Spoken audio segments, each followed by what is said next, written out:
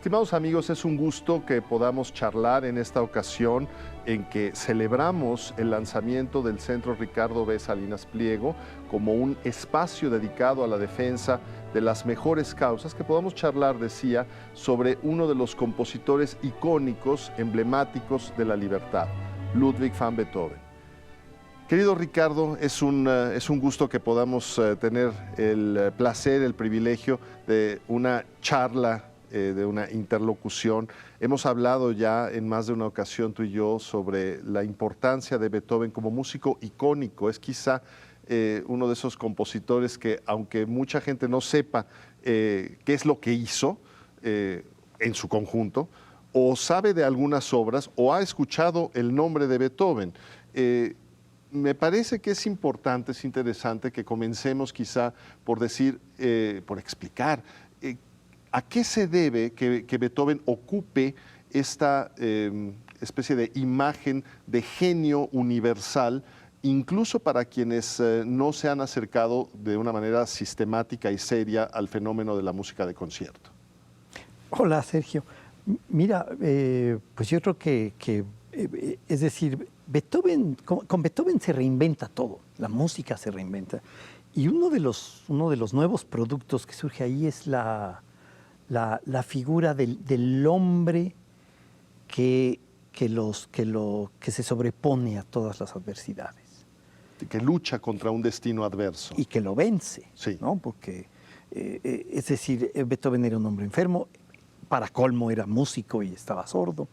Y el hecho de haber vencido eso, definitivamente vencido, ¿no? Yo creo que es una imagen muy atractiva. Y no hay ser humano que no pueda relacionarse con eso. Cualquiera de nosotros, cualquier persona aquí, a un lado, en la calle, aquí en el estudio, todos tenemos adversidades. Y nos gusta pensar que vamos a poder vencerlas. Sí, es un caso, casi podríamos decir, ejemplar, ¿no? Se convierte en un modelo. En un modelo, en un ícono, en una figura que es una figura de esperanza, Beethoven. Y por otra parte, estamos hablando de un compositor que encarna una serie de valores muy atractivos también, la fraternidad y desde luego su lucha muy marcada a favor de causas libertarias. Bueno, fíjate que yo a veces le digo a mis alumnos que cuesta trabajo entender a un Beethoven hoy en día. Detrás de la máscara del compositor, de un cierto genio y mal carácter y lo que tú quieras, estaba un hombre que estaba, yo diría, que creía en la humanidad, ¿no? Hoy ya no hay gente así, ya estamos curados de espanto, ¿no? Yo me acuerdo haber escuchado a Pierre Boulez, al gran músico, compositor francés del siglo XX, decir en alguna charla, decía, tienen que entender que nosotros, después de la Segunda Guerra, estamos desencantados. No creíamos en nada, era tabula rasa, dijo claro. Pierre Boulez. Entonces, claro, como se llegó a decir, lo decía Adorno, no hay posibilidad de poesía después de Auschwitz. Exacto, ¿no? Exacto, todo estaba acabado. Bueno, pero Beethoven no, Beethoven era alguien que creía en la humanidad, creía en ti, en mí, en la gente allá afuera, en todos. Era alguien que de veras pensaba que, como quedó plasmado en el texto de la Sinfonía 9, que los mejores hombres íbamos a ir caminando juntos y el mundo tenía iba a ser una fraternidad y tenía una solución y un futuro brillantísimo. Es curioso porque Beethoven es un compositor que pasó más tiempo de su vida, no mucho más, pero sí un poco más en el siglo XVIII que en el XIX. Y sin embargo lo asociamos con las características generales del romanticismo del XIX, esta enorme carga de subjetividad, de individualidad, que por supuesto él desarrolla. Sin embargo, su dominio de las formas del siglo XVIII es total, es decir, utiliza las formas musicales del siglo XVIII, las adapta a sus necesidades expresivas, pero quizá sea interesante detener un poco la mirada en esto que acabas de decir. Creer en la humanidad, como Beethoven lo hacía, era también una especie de ideal pedagógico de la Ilustración. algo del siglo XVIII, es decir, suponer que una mejor educación, una mejor sensibilidad nos va a convertir en mejor especie y en mejores sociedades. No, no solo eso, sino concretamente el arte, ¿no? La idea de Schiller era que el arte iba a generar un nuevo tipo de Estado. Claro, está en las notas de estética Ahí de Schiller. está, ¿no? Entonces, Beethoven era convencido de esto. Y curiosamente, yo creo que ese proyecto tuvo éxito, porque ese Estado existe, no es un Estado-nación, pero sí es un territorio, es una cultura, es una idiosincrasia donde cualquier ciudadano podemos acceder a ella y podemos formar parte de ella. Y es un Estado igualitario, sí. Es un Estado equitativo donde no hay tiranos, donde no hay pizarros, ¿no?, que condenan a la gente a las mazmorras. Fíjese un poco también lo que llevando las cosas a un extremo dramatúrgico, por ejemplo, Richard Wagner en sus Maestros Cantores de Nuremberg establece justamente una sociedad ideal unida por valores artísticos donde ni siquiera figura la policía. No hay personaje de policía, sí. No hay guardia, todo. Es decir, una convivencia idealizada, por supuesto, pero me parece que es una de tantas herencias beethovenianas.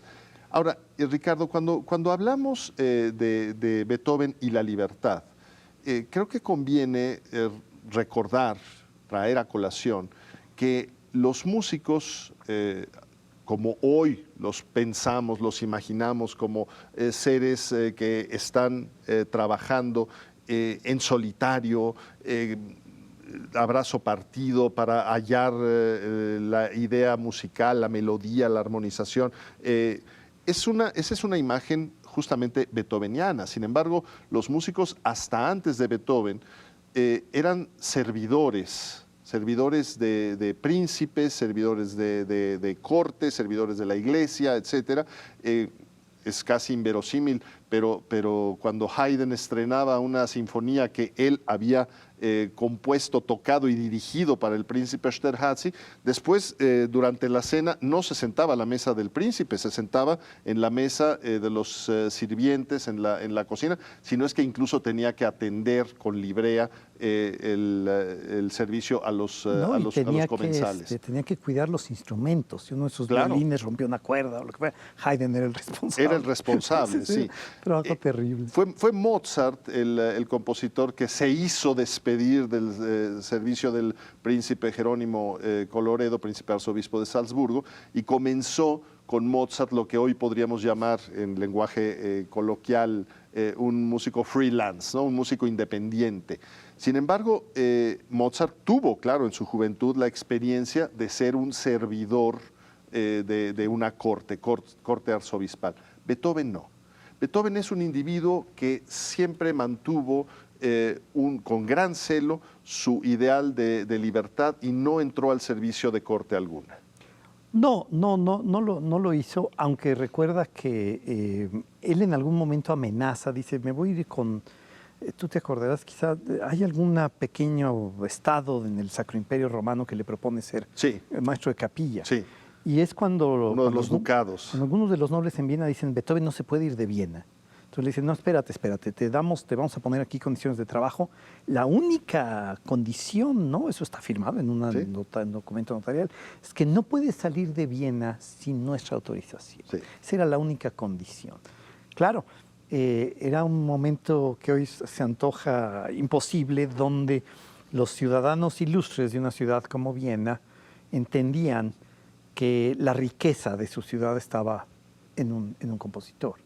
Sí, justamente un compositor que además ni siquiera había nacido en Viena. Que no había nacido en Viena. Había nacido ¿no? en Bonn. Cuando vienen los primeros festejos beethovenianos, Bonn y Viena se van a pelear a ver quién pone el primer monumento y tal y cual, y unos dicen, no, es hijo del Danubio, no es hijo del Rin, taca.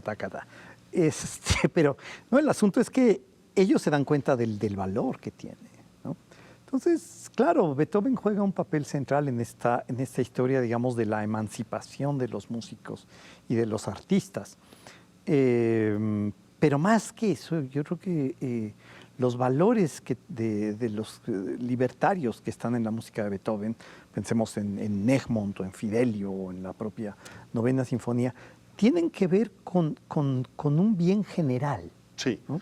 Yo creo el que individuo, sería pero en bueno que general. habláramos justamente de estas tres obras emblemáticas, Sí, aunque, sí. claro, por cuestión de tiempo va a tener que ser con cierta brevedad, pero comencemos por Egmont. Egmont a mí me parece la obra crucial, ¿no? En ese sentido, y quizá es la puerta de entrada. Si alguno de nuestros televidentes quiere escuchar a Beethoven por primera vez, que oiga la obertura de Egmont. Sí. Que vea cómo esa música sombría, ¿no? Tétrica, tremenda, poderosa, al final se convierte en una música victoriosa. Bueno, ahí está cifrada la esencia, yo creo, del gran modelo narrativo beethoveniano. Permíteme nada más mencionar, porque creo que es útil para quien nos escuche y nos vea, saber que Egmont, la partitura de Egmont, es música incidental, es decir, es música para acompañar la representación de una obra de teatro, de una tragedia escrita por el gigantesco Johann Wolfgang von Goethe.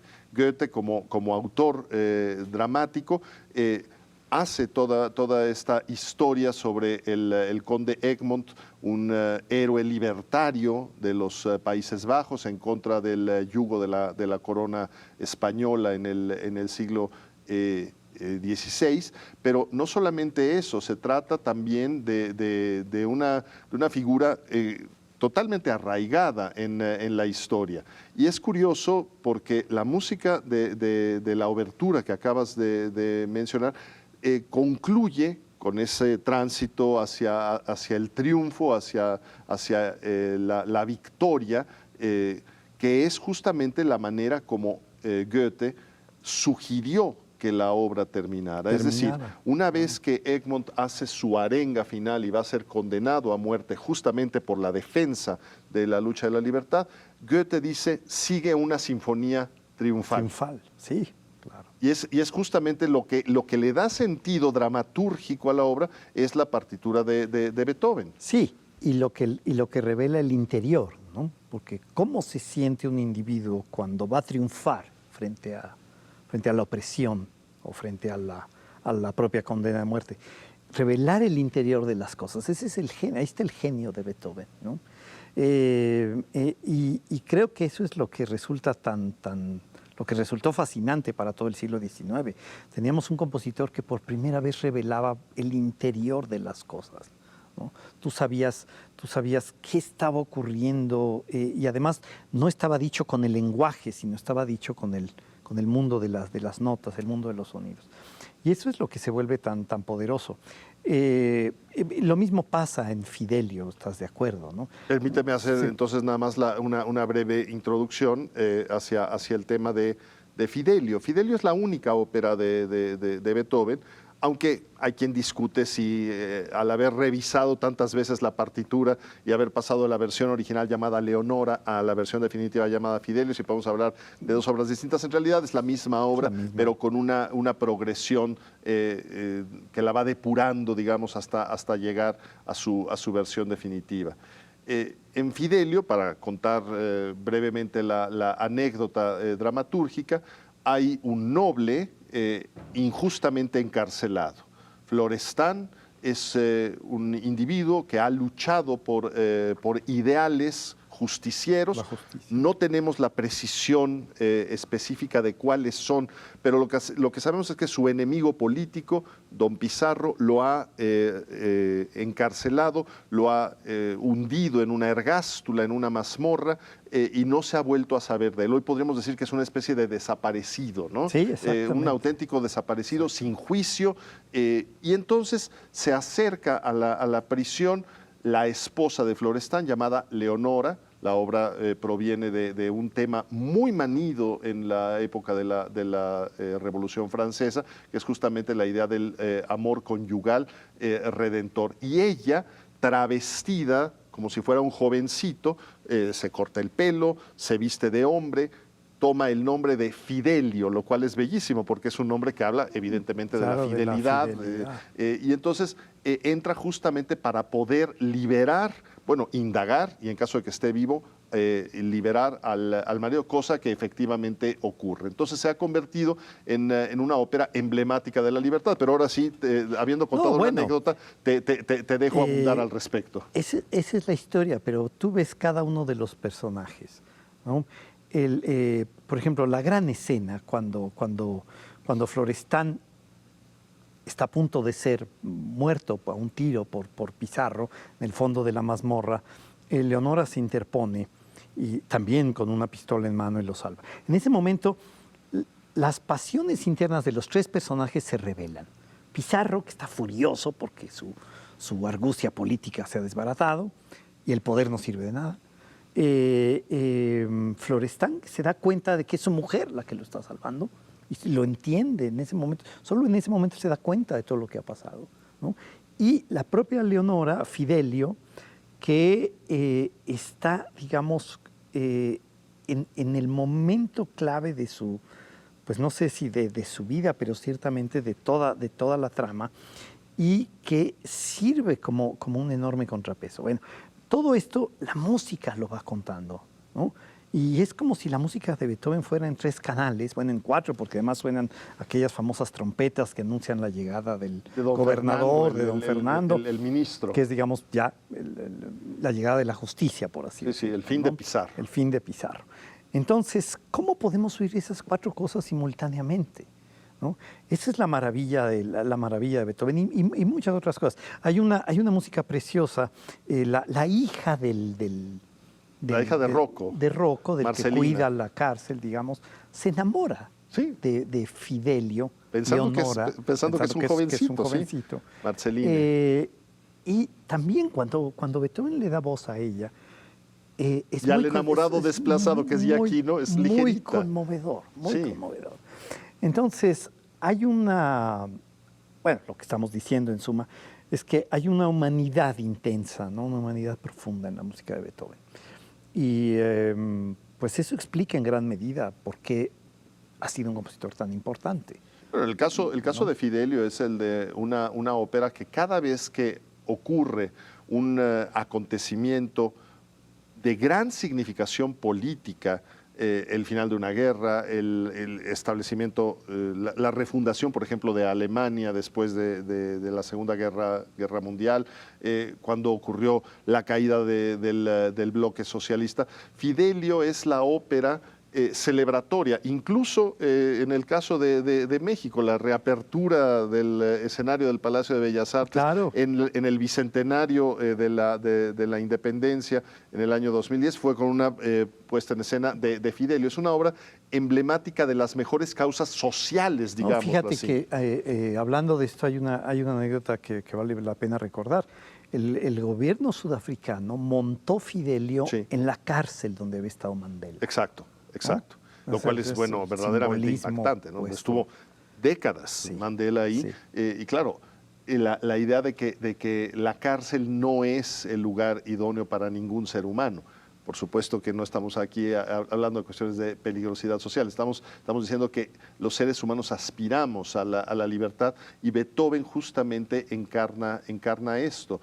Es interesantísimo el tema que mencionaste hace unos minutos sobre esas llamadas de trompeta que se escuchan antes de pasar a la última escena, porque en la obertura, la famosísima obertura Leonora número 3, y contaré un poquito de qué va la cosa, justamente esas llamadas de trompeta reiteradas, cada vez más cercanas, cada vez más intensas, llevan justamente a la culminación de las ideas musicales de manera triunfal.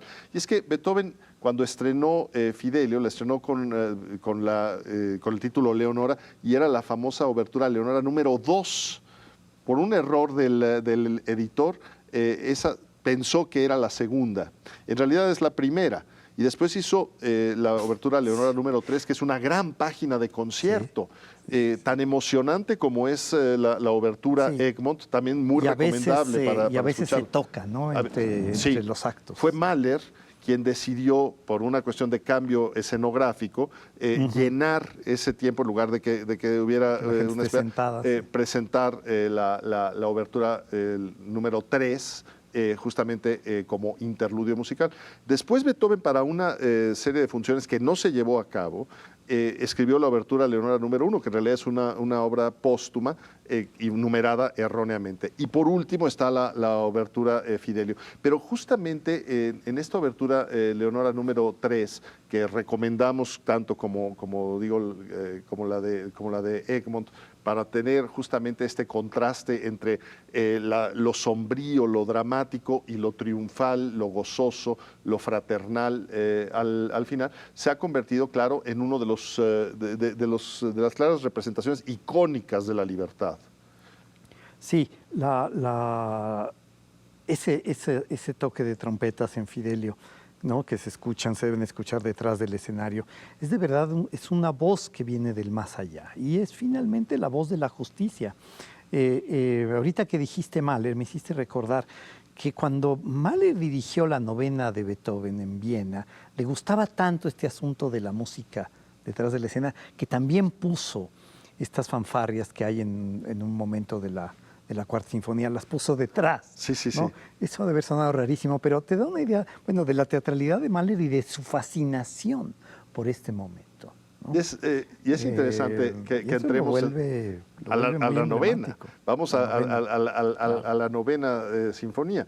Una sinfonía que representa, bueno, como varias sinfonías de Beethoven, una serie de cambios, muy sintéticamente. Beethoven utiliza el modelo clásico del siglo XVIII en sus sinfonías iniciales, sobre todo, pero bueno, la primera sinfonía comienza con una disonancia, ¿no? Lo cual ya es bastante audaz para la época. La tercera sinfonía es una sinfonía que implicó una gran ruptura, como llamativa, enormemente llamativa fue la quinta o la sexta, casi el comienzo de la música programática.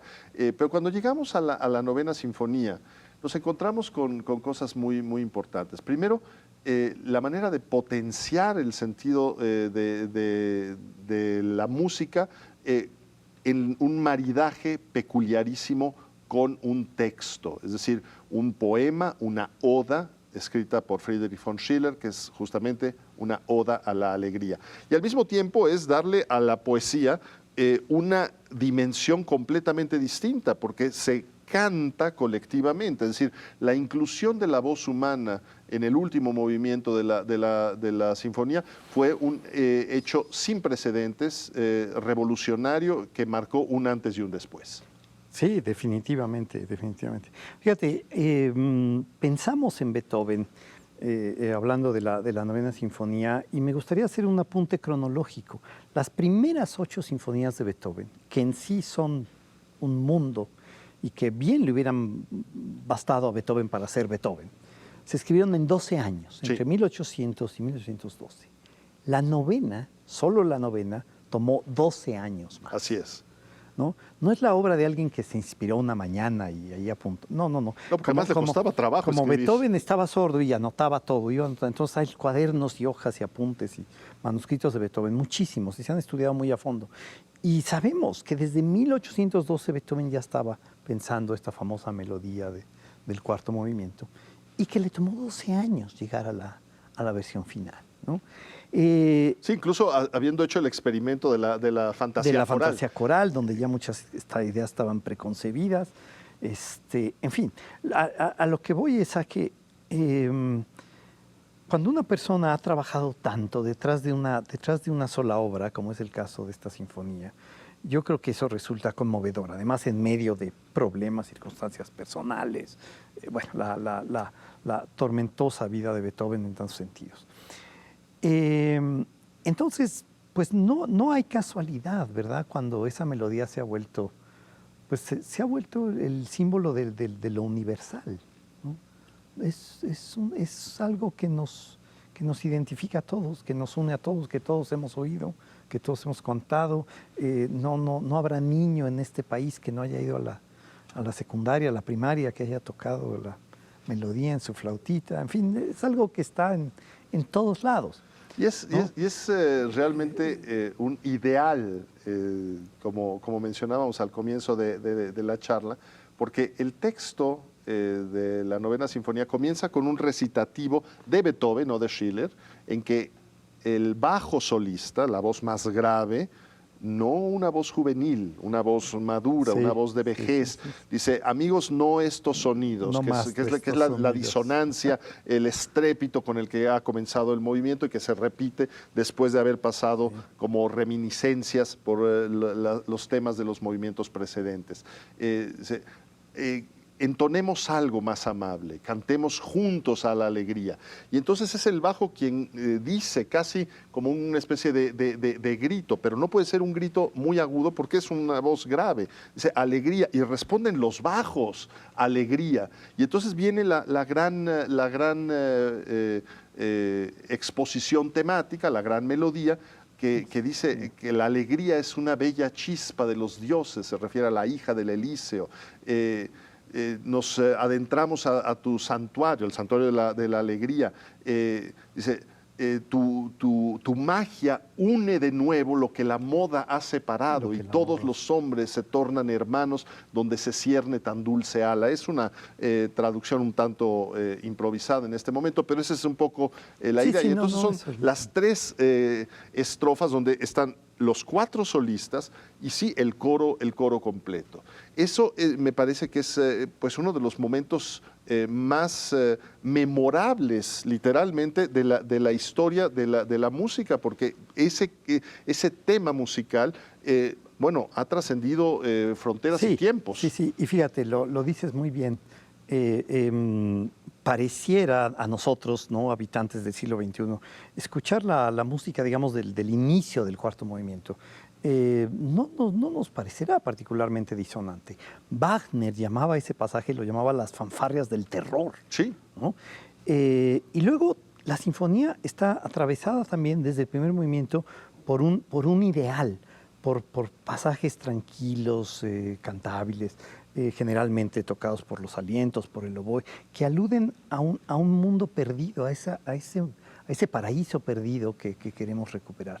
Entonces, cuando finalmente, en este momento que tú describes, en el cuarto movimiento, entramos a los Campos Elíseos, cantando estas preciosas estrofas de Schiller, pues de verdad se siente es un momento de redención, es un momento donde de verdad el sentido de las cosas y los problemas desaparecen.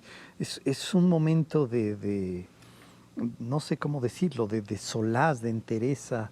Es una maravilla. Yo creo que estos contrastes dramáticos, estas oposiciones, esta añoranza por lo que hemos perdido y que tal vez encontramos ahí, es lo que hace que esta música sea tan increíble.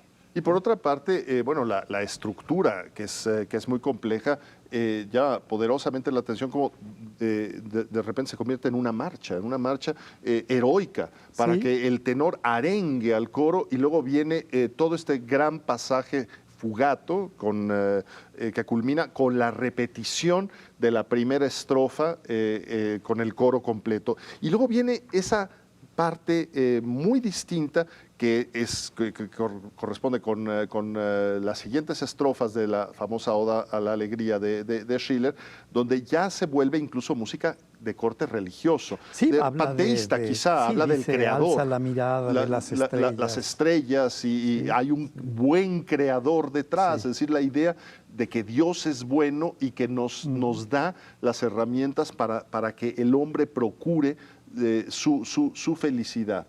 Esta música, a mí me parece interesantísimo recordar, Ricardo querido, cuando el muro de Berlín fue derribado, que fue un momento que por edad nosotros recordamos seguramente con gran emoción, con gran asombro, azoro. Bueno, justamente en el año 1989, al final del año, Leonard Bernstein propuso la ejecución con diversas orquestas de los países que ocuparon Alemania en la posguerra, la orquesta del Kirov, de Leningrado, hoy Teatro Mariinsky, que ha vuelto a su nombre original en San Petersburgo, la Sinfónica de Londres, orquestas alemanas como tanto de Alemania oriental como occidental, de la radiodifusión bávara o la Capilla Estatal de Dresde, con una nómina de solistas notables, justamente como concierto de fin de año, como concierto celebratorio, pero con un rasgo que me parece que fue una audacia extraordinariamente bien lograda, que fue la sustitución de la palabra Freude, alegría, con lo que comienza aquello, por la palabra Freiheit, que es libertad. Libertad. Entonces, la famosa Oda a la Alegría, con una pequeña mutación, la convirtió Bernstein justamente en la Oda a la Libertad. Freiheit, grita el coro y dice, la libertad es una bella chispa de los dioses. Es una licencia poética, pero me parece que el efecto es absolutamente memorable. Bueno, pero no había sido Beethoven quien había cambiado el original. Es decir, yo entiendo que Schiller tenía la palabra libertad originalmente. No, ¿No Beethoven lo que hace es añade el recitativo inicial. Okay. El recitativo inicial, pero la oda siempre fue oda a la alegría. Es Bernstein quien propone la utilización de la palabra libertad. Yo recuerdo aquel concierto, como tú dices, con muchísima emoción. La imagen de ver a Bernstein con estos músicos de todos los países, con la puerta de Brandenburgo detrás, y escuchar la música de Beethoven en este momento donde el mundo tomaba un nuevo cariz, donde el orden político cambiaba y donde la libertad para tantos de quienes habían vivido del otro lado del muro, por fin se volvía una realidad. Sí. Un bien anhelado que se convierta en realidad. Digo, hoy es obvio decirlo así, pero era un momento beethoveniano, era un momento de libertad. Y la música venía muy bien. Pues justamente, Ricardo querido, en nuestro propósito en Arte y Cultura, Grupo Salinas, está no solamente un afán de divulgar las grandes creaciones del espíritu humano, mostrar de una manera accesible también una serie de tesoros acumulados a lo largo de la historia y darles un sentido, sino también hacer una defensa de causas nobles, justamente como es la libertad. La libertad es un tema absolutamente indispensable para la creación artística. Yo creo que con una reflexión tuya al respecto podríamos casi estar concluyendo esta charla que tan grata me resulta. Hombre, Sergio, muchas gracias. Pues mira, yo diría que las grandes obras de arte, estamos hablando de música y probablemente de la gran sinfonía, como es la novena sinfonía, encarnan una serie de valores. Y es interesante porque con el tiempo histórico, algunas veces enfatizamos ciertas cosas, a veces enfatizan otras. A Wagner, por ejemplo, le parecía importantísima la unión que había habido entre música y palabra. Hoy a nosotros, después de estos momentos históricos de los que estamos hablando, de cara a todos los problemas que la humanidad enfrenta, pues vamos advirtiendo en esta música otros valores, la solidaridad, el cuidado de los demás en este tiempo de pandemia, por ejemplo. Y claro, y el tema de la libertad se vuelve tan emblemática. Pero aunque el énfasis cambia, esos valores están presentes en la música y esto es lo que los vuelve tan universales y yo diría permanentes. Pues, querido Ricardo, te propongo que lo que siga sea una buena presentación audiovisual de la novena sinfonía de Beethoven. Me parece estupendo. Es un placer charlar contigo. Muchas gracias. Gracias, querido Ricardo. Gracias.